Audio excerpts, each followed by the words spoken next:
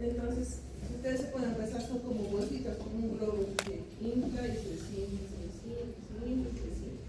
Entonces, en algún momento puede colapsar, a no ser que esté en un medio de gel. Entonces, para eso es este repaso que hacemos, que tiene un líquido más o menos de 500 ml en forma de gel, que va a estar ahí para que este alveolo no colapse. La presencia de líquido en los espacios extramusculares causa insuficiencia respiratoria. ¿Qué es el edema agudo del pulmón? La presencia de líquido en los espacios extravasculares causando insuficiencia respiratoria aguda. Para hablar de este tema, tenemos que tener en claro ciertas clasificaciones. Hoy por hoy, hay por ejemplo un libro que recién ha publicado el doctor Antonio Virués, que debe ser de 5 meses, eso se llama medicina de la altura, o terapia intensiva en altura, algo así.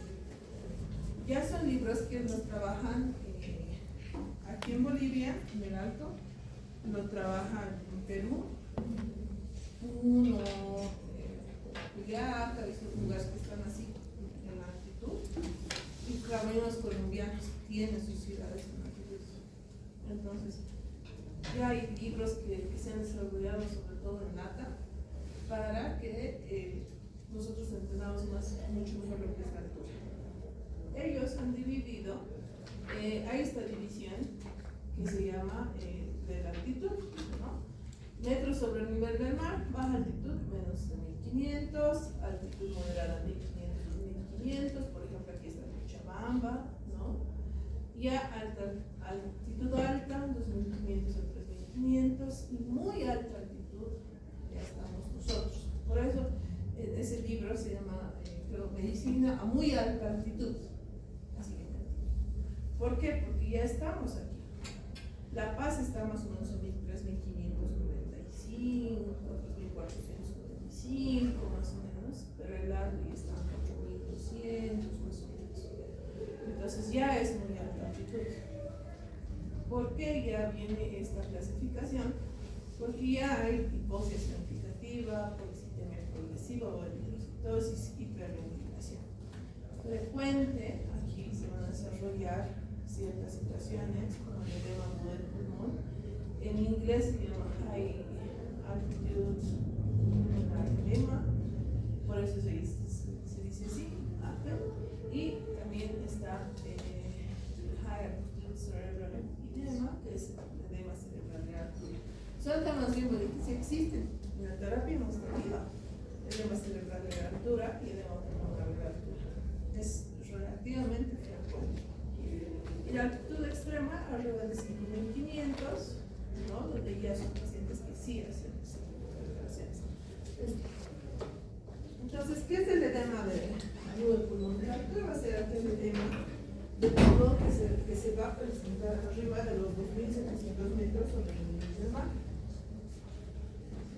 Vamos a tener, en un tiempo de evolución, al menos durante los primeros 4 días de la llegada hacia un lugar de la altitud. El fallo agudo va a estar causado por alteraciones de ventilación-perfusión, que se llama SHAN, y deterioro del intercambio gaseoso mecánico.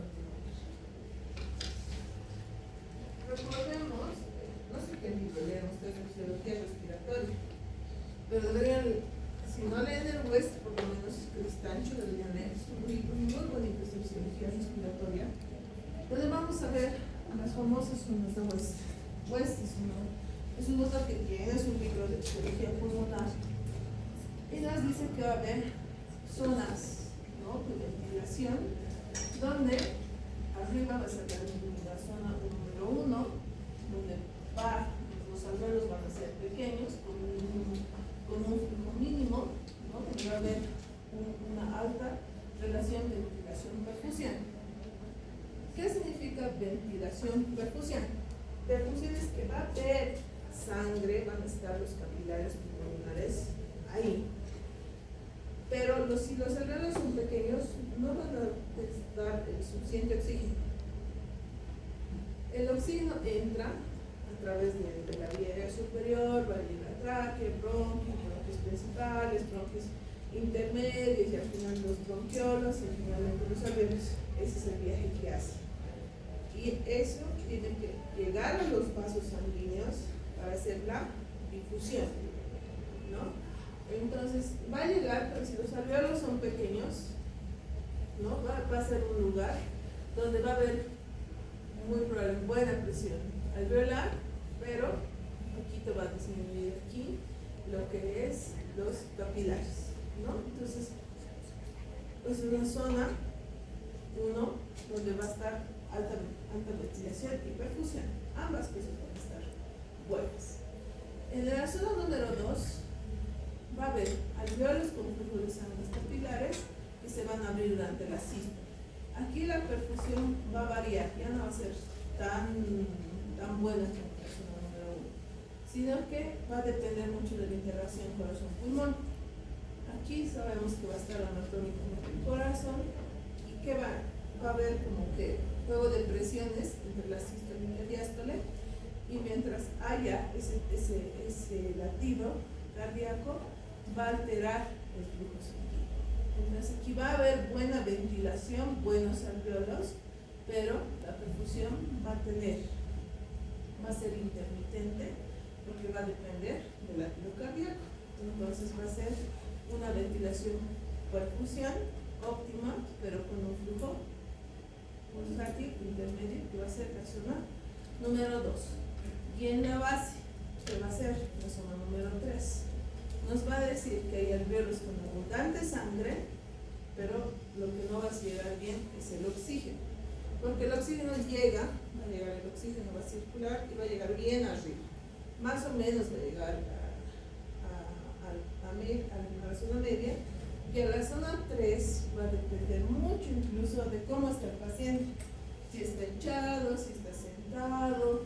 ¿Por qué? Porque se van a crear áreas de espacio muerto, algunos pulmones por la misma posición se van a cerrar los alveolos, entonces van a ser zonas susceptibles a telestasis, donde el aire ya no va a circular tan bien.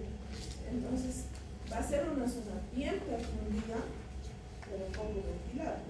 Y puede haber hiperperfusión por un flujo continuo, va a haber sangre que va a estar circulando, pero la ventilación va a estar alterada en esta zona 3. Nosotros en DIS-3 van a leerlo ustedes en los artículos que van a mostrar. Cuando un paciente entra por DIS-3, esta es la zona más afectada, ya sea por atelectasias, por el edema. Si ustedes se pueden pensar, esto es como una esponja de agua. Entonces, si la esponja está parada, ¿a dónde va el líquido? Hacia abajo. Y si está echado, hacia abajo, ¿no? Por eso nosotros en DIS-3 utilizamos un prono para distribuir estas zonas de mala ventilación, de perfusión, etc. Damos la vuelta a la esponja. Entonces, para eso sirve saber nosotros las zonas de West, la relación de ventilación y perfusión. ¿Por qué?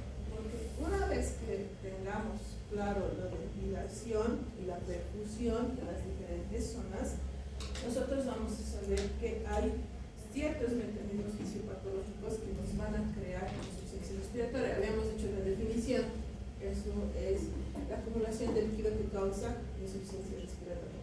¿Qué es la insuficiencia? La insuficiencia respiratoria va a ser esa falta de oxígeno. El oxígeno, los pulmones no van a ser capaces, lo mismo que insuficiencia cardíaca, el corazón no es capaz de dar esa adecuada perfusión, esos pulmones no van a ser capaces de dar esta respiración bajo la ventilación, y se va a crear la insuficiencia respiratoria por diferentes alteraciones fisiopatológicas. Puede hacer alteración de la ventilación-perfusión, que también se llama el mismatch, que nos da broncoespasmos, secreciones, un colapso alveolar, ventilación en algunas zonas, una restricción, microtrombos, perfusión en otras, y lo cual nos va a dar desigualdad en la ventilación-perfusión. La sangre pasa por unidades mal oxigenadas o mal perfundidas, y lo que nos da el intercambio ineficiente. Y nos da una hipoxemia progresiva y poco. El shunt, ¿no?, que perfusión, ventilación, perfusión. Los alvéolos ya colapsan o están llenos de líquido, pus, sangre, pero con perfusión mantenida. El cortocircuito intrapulmonar se dice que está mantenida la perfusión, o sea, sí va a viajar la sangre. No es como que hay trombos o alteración en la perfusión, sí va a viajar, pero no va a poder completar su fase de difusión. Entonces, la sangre venosa va a atravesar sin contacto con el aire. O sea, la sangre va. Se supone que aquí está mi alveolo y aquí está mi capilar, y aquí el capilar va a tener el CO2 y yo voy a tener el O2. Entonces, viene la sangre, intercambia, el oxígeno me da dióxido de carbono y se va. Yo necesito que me orgullo que en el cortocircuito la sangre viaja y no se va. O sea, no hay intercambio gaseoso. Pasa con su CO2 y sigue pasando, y nunca, ni yo le doy el O2, ni él me da el CO2. Entonces, ese es el cortocircuito del shunt intrapulmonar, ¿no? La sangre venosa va a atravesar sin contacto con el aire. La perfusión sin ventilar, así también acuérdense, que es el cortocircuito, y hay oxigenación central, ¿no? Va a ser una hipoxemia refractaria de ese tipo, puede ser catalogado como tipo 1 grave. La alteración en la difusión, el engrosamiento de la membrana alveolo-capilar. Y ojo, mi alveolo tendría que ser así. Hay unos videos, practican esto en ventilación invasiva en pulmones de cerdos y ven cómo oxigena el pulmón. Conocen los pulmones de los animales, ¿no? Entonces se oxigena y se remueve rosadito y saca el dióxido, vuelve rosadito, se insufla y vuelve. Entonces, ¿qué es lo que sucede con estos alvéolos? Los alvéolos tienen que ser delgados, tienen incluso sus uniones que son de diferentes medidas para que el oxígeno pase. En patologías como el PIT, por ejemplo, esa membrana ya no deja pasar el oxígeno, ya no hace que ese intercambio sea normal. Entonces hay ese engrosamiento por fibrosis, por edema intersticial o disminución de la superficie de intercambio, lo que dificulta el paso del oxígeno. Ya la lentitud del paso del oxígeno se ve más claramente y aumenta la distancia de difusión, hipoxemia progresiva, pero es peor con el ejercicio. Luego viene la alteración de la perfusión, el espacio muerto. Ya en las áreas que hemos visto 1, 2 y 3, a veces pueden haber alteraciones vasculares como tal. Un ejemplo clásico, el TEP. Otro ejemplo, el shock. Entonces, tenemos un shock séptico donde se va a alterar la vasculatura, se van a alterar las resistencias, el paciente no va a tener una buena perfusión, caen las resistencias vasculares periféricas, cae el volumen circulante efectivo, entonces nos da una obstrucción vascular y los alvéolos van a estar ventilados, va a pasar el oxígeno, pero no va a haber flujo sanguíneo, va a ser mínimo. Entonces va a haber ventilación sin perfusión, lo que nos da que no hay intercambio útil y nos da hipoxemia con aumento del espacio muerto. Y finalmente la hipoventilación alveolar global va a ser la depresión del centro respiratorio, fatiga muscular, obstrucción severa, donde ya no entra nada, no perfunde y demás. Generalmente son patologías neurológicas que nos dan esa hipoventilación alveolar global, por ejemplo, un Guillain-Barré, nos puede dar una miastenia gravis, una esclerosis lateral amiotrófica, nos va a dar estas hipoventilaciones alveolares globales. ¿En qué patologías? Y acuérdense, por ellas vamos a llevar todas estas patologías que ustedes les van a describir. Hipoventilación, POC, existe el tipo pink buffer descompensado, que lo vamos a ver. Existe el patrón azul y el patrón rosado, ¿no? El enfisемatoso, el bronquítico crónico, así se define clásicamente. También se puede dar, por ejemplo, en pacientes con intoxicaciones por opioides, en pacientes con accidente cerebrovascular, en obesidad, por eso habíamos hablado en algún momento del SAOS, ¿no? De síndrome de apnea del sueño, donde los pacientes obesos tienen esa obstrucción de la vía aérea superior, sobre todo en acomodarse, su cuello es cortito, se acomodan y demás, hacen síndrome de apnea del sueño. Patologías neuromusculares que ya hemos hablado, Guillain-Barré, miastenia, ELA, obstrucción severa de la vía aérea, por ejemplo, un asma grave, alteraciones en la perfusión, como el TEP, shock séptico, hipotensión, vasoconstricción, alteraciones en la ventilación perfusión, como el EPOC, asma, neumonía inicial, edema pulmonar perigénico, el shunt distress, neumonía oral consolidada, edema agudo del pulmón cardiogénico, telectasia, aquí vamos a ver nuestro edema agudo del pulmón de la altura, y alteraciones en la difusión, como la fibrosis pulmonar, enfermedad intersticial difusa, edema intersticial y sarcoidosis avanzada. Entonces, todos esos temas son los que vamos a ver. ¿Y cómo se va generando el edema? Va a ser cuando la presión hidrostática va a superar la presión oncótica y el espacio alveolar se va a ir marcando el inicio del edema de pulmón. Entonces, en esto del flujo, va a haber, nosotros vamos a tener capilares, donde el flujo va a depender del coeficiente de permeabilidad de los capilares, va a estar multiplicado por la presión hidrostática capilar, menos la presión hidrostática intersticial, menos el coeficiente de permeabilidad proteica, por la presión oncótica del plasma, menos la presión oncótica del líquido intersticial. Entonces se hacen números más o menos para que se entienda, y se eleva esta presión hidrostática capilar pulmonar, que se va a incrementar por encima de la oncótica y nos va a dar, eso tienen que acordarse bien, la hidrostática va a superar a la oncótica, supera la oncótica la hidrostática y nos va a dar extravasación. ¿Y extravasación qué significa? Edema agudo de pulmón. Tenemos nuestra forma y nuestra fórmula, y tenemos nuestra ley de Starling, que va a regular el movimiento del líquido a través de la membrana capilar, y de ahí están sus determinantes, y vamos a tener esas presiones hidrostáticas y también osmóticas y oncóticas. Este juego de presiones entre más y menos nos va a dar que va a ganar la hidrostática y finalmente se va a crear el edema. Y tenemos un alveolo normal, ¿no? Donde tiene este epitelio de la vía aérea distal, va a tener un intersticio perimicrovascular, ahí va a estar el capilar. ¿Por qué es importante que conozcamos toda esta anatomía de lo que es el alveolo?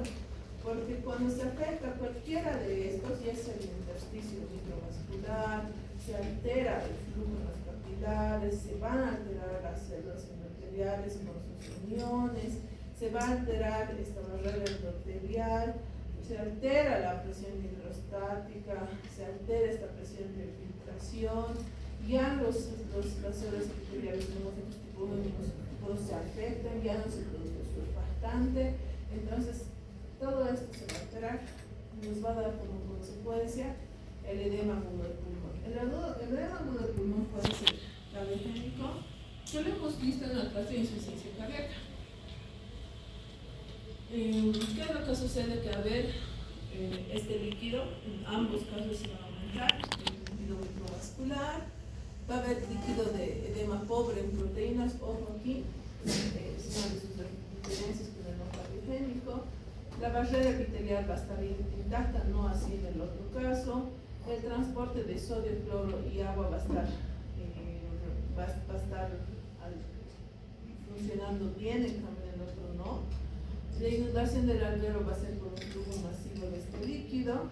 Va a haber aumento de la presión hidrostática, que es una clave, y aumento de la filtración del líquido, lo cual nos va a dar.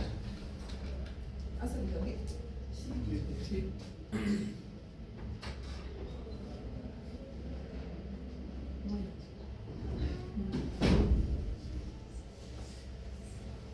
Lo cual nos va a dar diferencias entre el edema agudo del pulmón cardiogénico y el no cardiogénico. El EPA es no cardiogénico, ¿no?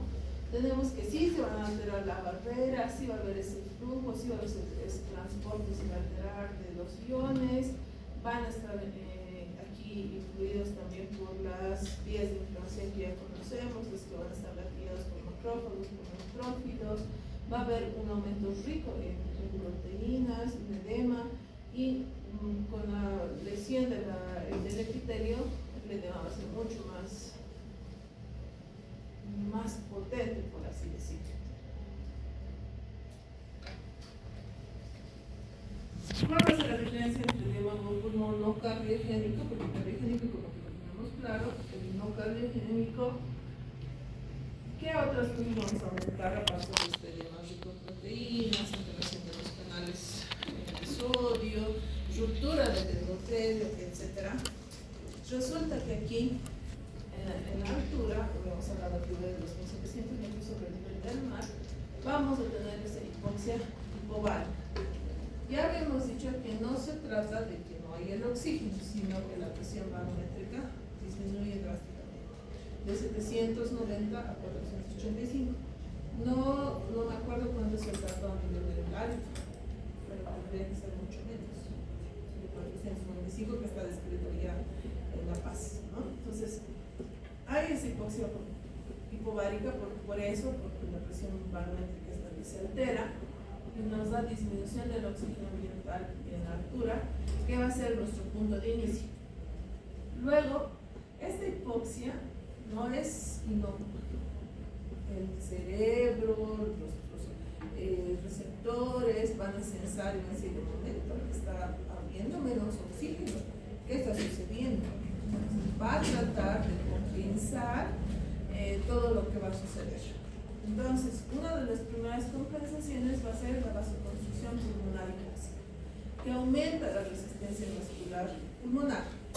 Como hay menos oxígeno, el cerebro dice: ¿qué hago? El pulmón dice: ¿qué hago? Entonces, que vaya más flujo, circule más sangre por el pulmón. Y tal vez así se va a arreglar. Entonces, ¿para qué? Va a hacer que aumente la resistencia vascular pulmonar. O sea, al aumentar el flujo, no es tampoco inocuo aumentar el flujo, es como que está bajando de la pila poquita agua. Entonces yo digo: no quiero que lo abra la pila, va a salir mucho más agua, va a salir más agua. Es como cuando están bandeando su patio.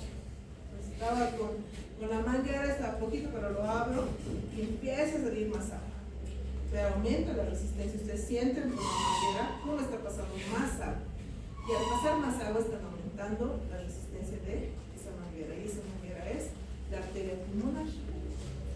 Entonces, aumenta la resistencia vascular pulmonar, ¿no?, por esta vasoconstricción pulmonar hipóxica, y nos crea hipertensión pulmonar.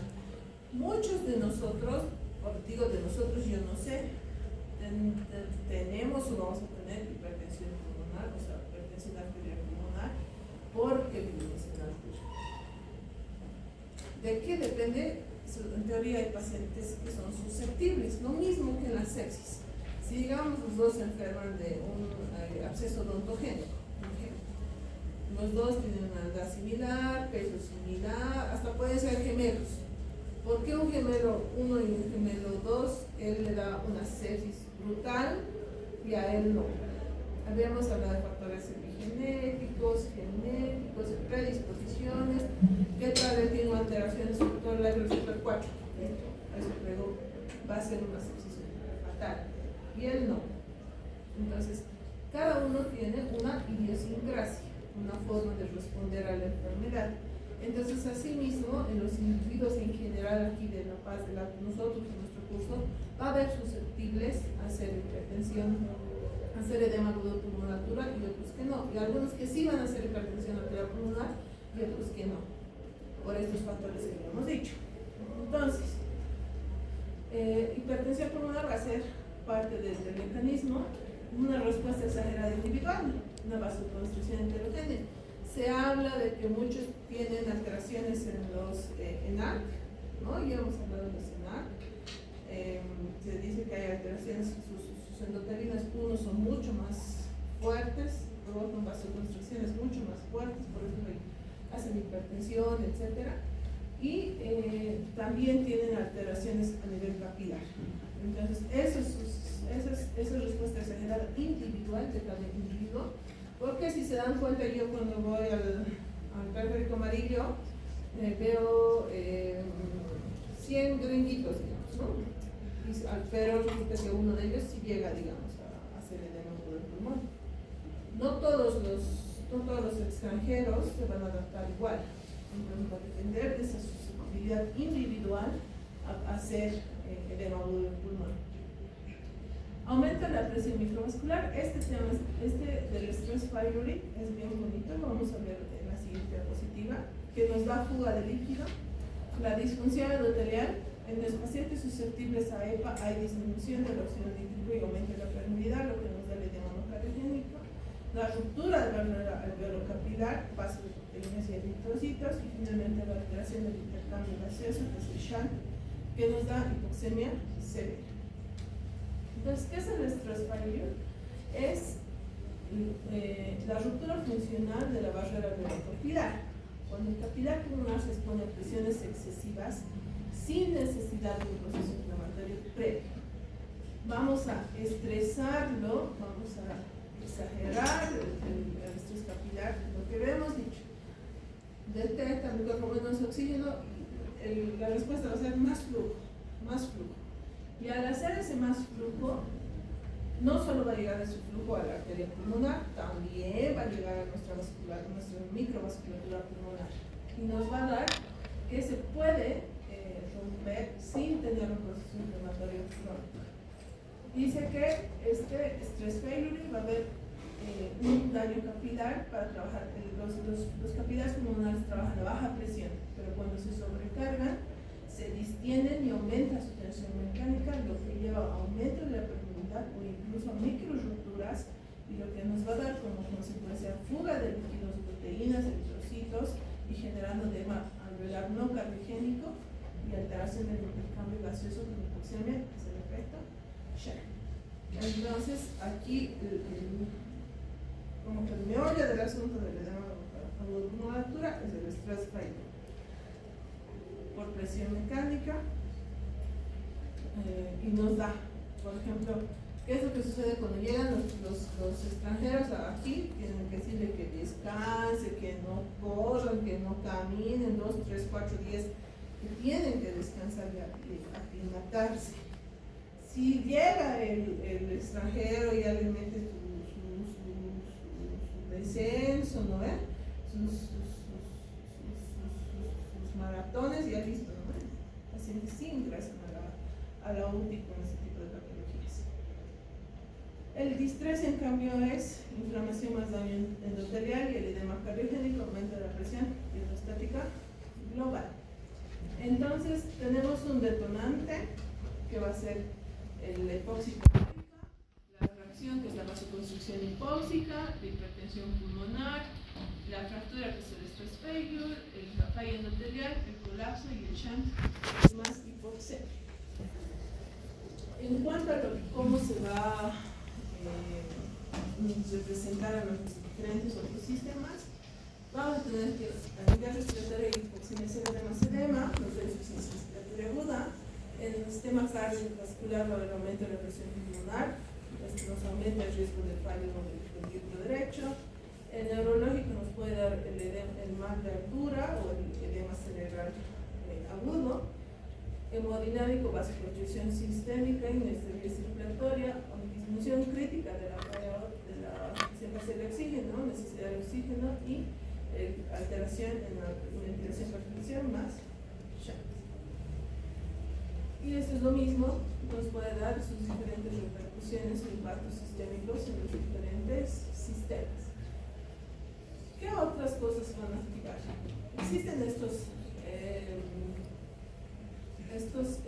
canales que se van a activar, que nos van a dar alteraciones de la hipoxia a nivel de los eritrocitos, que se van a alterar y van a tratar de adaptarse y descompensarse. En el pulmón habíamos dicho de vasoconstricción, a nivel del cerebro vasodilatación, retención de sodio, catecolaminas, endotelio. ¿Por qué es importante? Mucho del tratamiento, por ejemplo, de la prevención, se utiliza diuréticos.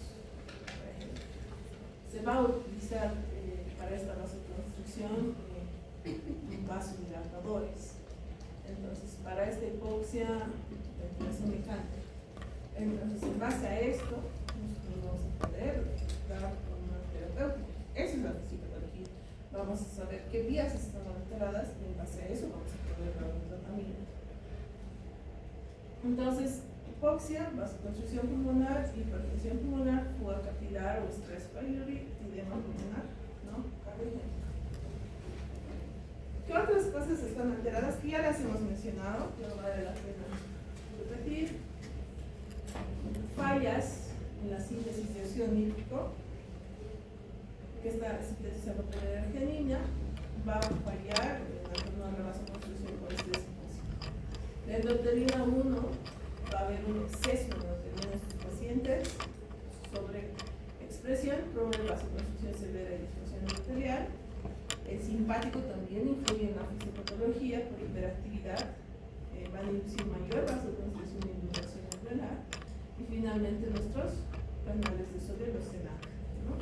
Que hemos dicho que van a tener un fallo en el transporte transepitelial que impide la reabsorción y eliminación del líquido pulmonar. Esto, además de la fisiopatología que hemos presentado, se añade estos otros cuatro, porque son muy importantes y están bien descritos en la literatura médica. ¿Cómo se va a presentar el paciente? Obviamente va a estar con taquipnea, con taquicardia, con tos seca, progresiva, que no cede a los antitusígenos, expectoraciones pulmosas, sanguinolento, todos los edemas del pulmón, ya sea cardiogénico o no cardiogénico, generalmente tienen esas expectoraciones rosadas, acermoneladas, etcétera, etcétera. Y sí, cuando están en edema, nosotros generalmente ya los tenemos intubados, ya están con ese tipo de expectoración. Y también los que no, o recién van a entrar a la última, ejemplo, tienen ese tipo de expectoración, el edema tiene características de expectoración sanguinolenta, cianosis, desaturación, estertores gruesos y finos. Aquí vamos a tener infiltrados periféricos. Lo clásico del edema es que tenga las famosas alas de mariposa, ¿no? Esas radiopacidades que se pueden presentar y que pueden ser infiltrados periféricos bilaterales con lesiones algodonosas, las patchilesios. El diagnóstico diferencial. Tenemos siempre nuestro diagnóstico diferencial va a ser con el cardiogénico, ¿no? Entonces, aparición, ¿no? Es un paciente generalmente son extranjeros, pero ojo que nos da también a nosotros. Luego vuelvo súbitamente, en el primer día me empiezo a comer el pollo bien grasoso, me voy a trotar y todo. Listo, pues, o sea, me puede dar el pulmón, o sea, porque ya me he desadaptado, mira, mi vacación de un mes y he vuelto y listo. No me he cuidado, no he hecho reposo, no he tomado mi sorochipil, no sé. Entonces, me puede dar, y les da a los canvas, les da, a algunos cucharos igual les da, a los pacientes como que están más adaptados, pero igual existen casos. Les da cuando van a yungas, por ejemplo, van a yungas 2 meses y vuelven, están así bien, ya están mal mareados, o sea, les da por esa desadaptación. Entonces, no solamente tienen que ser extranjeros. Cuando son extranjeros, obviamente ya no hay mucho de perderse, ya tienen el dato, son extranjeros. Parecían arriba de 2.700, menos de 4 días de llegada, pacientes sanos, temperatura conservada, pulso lleno, sin indubitación yugular, taquicardia sinusal sin alteración de CT-QRS, infiltrados periféricos, marcadores pueden ser negativos en ProBNP. En cambio, cuando es cardiogénico, ya son pacientes que tienen antecedentes de IAM, de sepsis, pulsos filiforme, indubitación yugular, soplos, arritmias, infiltrados periliares, líneas B de Kerley, marcadores cardíacos positivos. Y habíamos dicho, ¿por qué a unos sí y por qué a otros no? Algunos son susceptibles. Mayor sensibilidad del músculo liso pulmonar, mayor entrada de calcio, disminución de la producción del óxido nítrico, vasos pulmonares que no se contraen de forma uniforme, polimorfismos en la sintetasa del óxido nítrico, endotelina 1 y canales de calcio, alteraciones en los CENAC que habíamos visto, ascenso rápido, ejercicio intenso.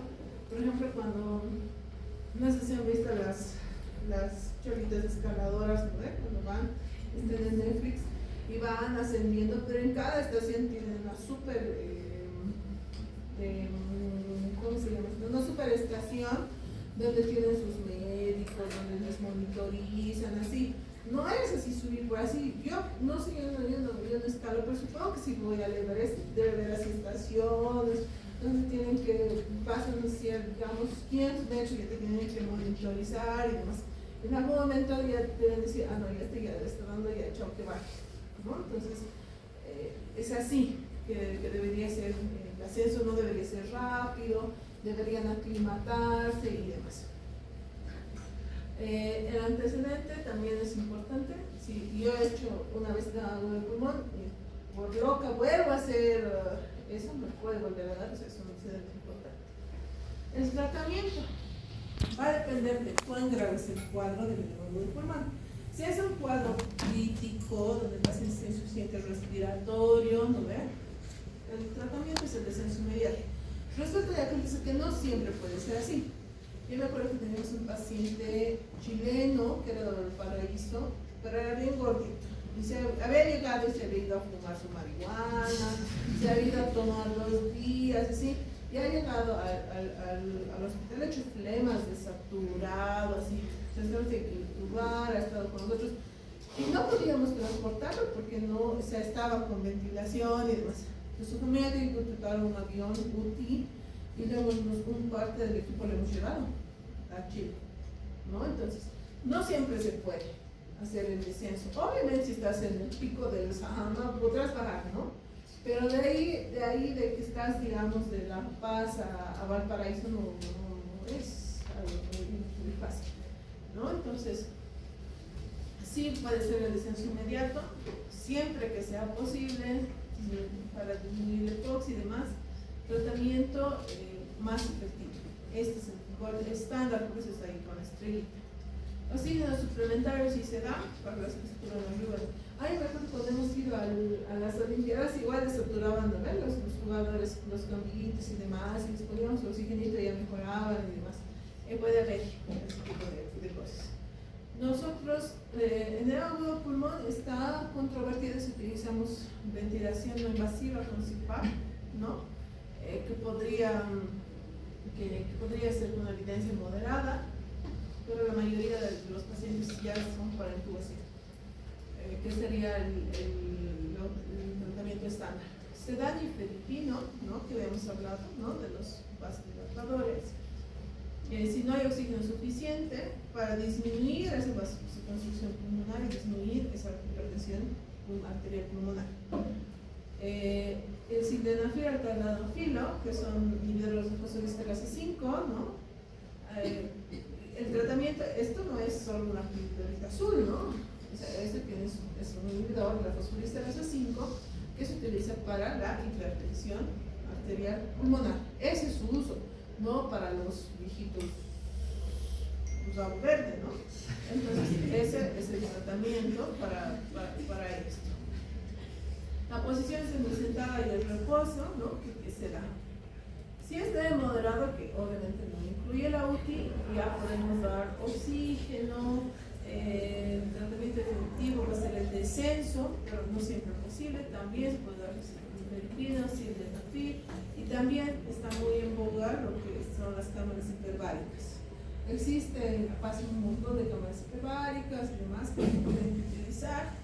No sé si serán como yo he visto, en México era realmente una cámara donde entrabas y te despresurizabas y así. No sé si aquí nuestras cámaras hiperbáricas que hay, porque yo veo en el Facebook, sale, ¿no? En el Instagram, tu cámara hiperbárica y no sé qué, no sé cómo será. Pero si es como yo pienso que debería ser, sí tendría que ser uno. Pero si es otro que no cumple los requisitos, pues no sé. Entonces, va a simular el descenso y eso va a ayudar bastante y evitar el esfuerzo físico siempre. Prevención, existe también el tratamiento preventivo. Habíamos hablado de